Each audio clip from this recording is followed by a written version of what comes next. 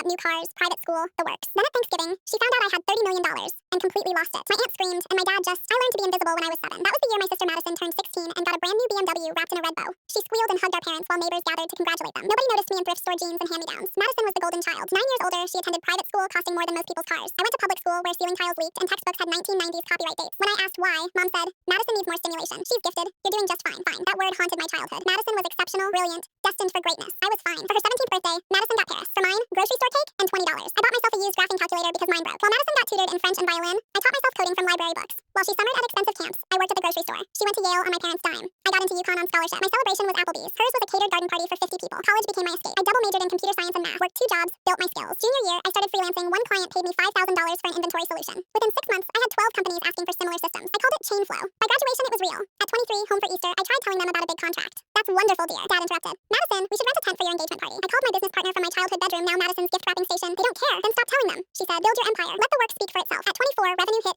$8 million. At 25, VCs offered me $15 million for 30%. I negotiated down to 20% for $12 million. I could have told them, but I wanted to see how far I could go while they weren't watching. At 27, Chainflow went international. Revenue hit $31 million. At 28, Technova Solutions offered $310 million with terms that respected what I built. After taxes and bonuses, I walked away with $187 million. I kept $30 million liquid. My family still thought I was doing okay with my little computer job. Thanksgiving arrived. Madison and her fiancé Preston dominated dinner, their $2 to $3 million house budget, their $300,000 wedding, Preston's promotion. I was furniture. Eventually, someone asked about my work. Still doing computer programming? Dad asked. Madison laughed, and being modest. I'm sure she's fine with her little apps. My software processed millions of transactions across 4 continents. Actually, I said, I sold my company, Silence, Chainflow, supply chain management software, 8 countries, sold to Technova for $310 million. After taxes, I cleared $187 million.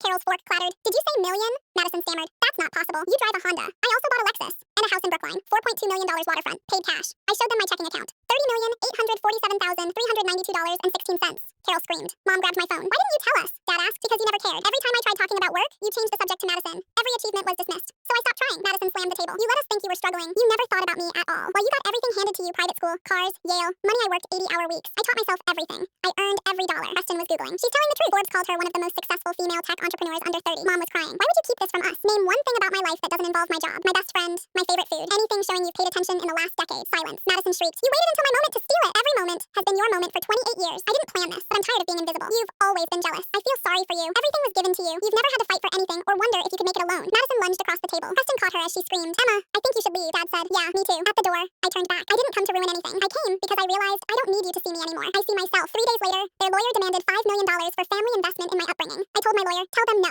If they contact me again, I'll countersue for emotional distress. I have receipts showing exactly how much they invested